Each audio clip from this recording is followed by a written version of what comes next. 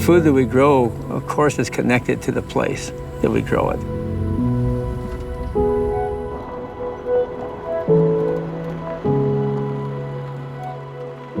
My name is Bob Quinn. I'm an organic farmer from north central Montana.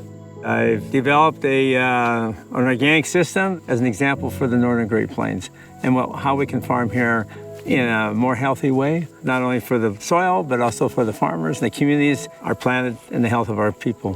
6% of all the food in America is organic. 35 years ago when I first started, it was near zero. It was hardly measurable. I mean, it was a laughingstock that we should think that some hippie thing isolated could turn into an industry or a movement or be viable on a big scale. I mean, anybody who was farming grains organically was just considered a radical and probably somebody who was ready to go bankrupt. Because nobody wants organics and you can't grow enough yield and it's going to be a disaster and you're going to fail. I never start a new project with the idea that it might fail.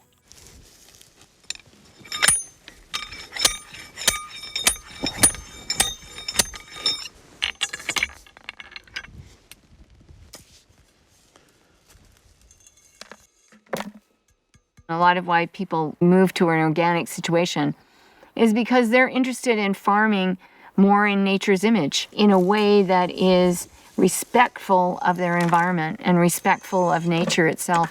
And they're all trying to build soil. So by rotating your crops and building up your soil with different crops every year, every other year, the soil is actually maturing and getting more stable and more diverse. It's more like the prairie. So what an organic farmer tries to do is mimic nature. When I started converting my farm to organic, I was taught and became to understand that the soil is really what supports the plant, not just physically, but nutritionally. The soil is the basis for everything that goes from there. And so you make good soil by taking care of it. I feed the people by feeding first the soil and then adding to that soil good seed. So when friends come to my house, I'll feed them stuff that I grow on my farm. Because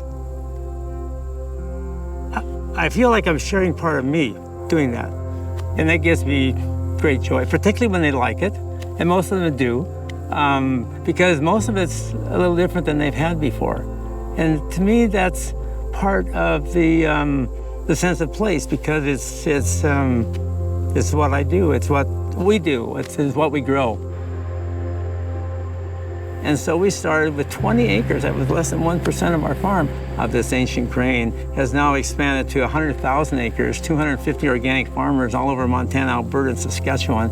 And the results of that goes all over the world to nourish people. I think the thing that has kept me committed to regenerative organic agriculture is that it holds the key to so many answers that are plaguing this country, this world, and our society. And that ultimately goes with our own health. I don't think of Bob as a radical at all. I think of him as being an innovator. Actually, now that I think about that, I would say that Bob is actually a futurist.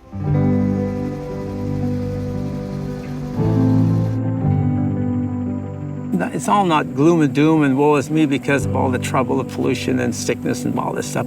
It's more about solutions of how we can address those problems and where we can go with them. That's for the next generation to take and run with. That's my hope.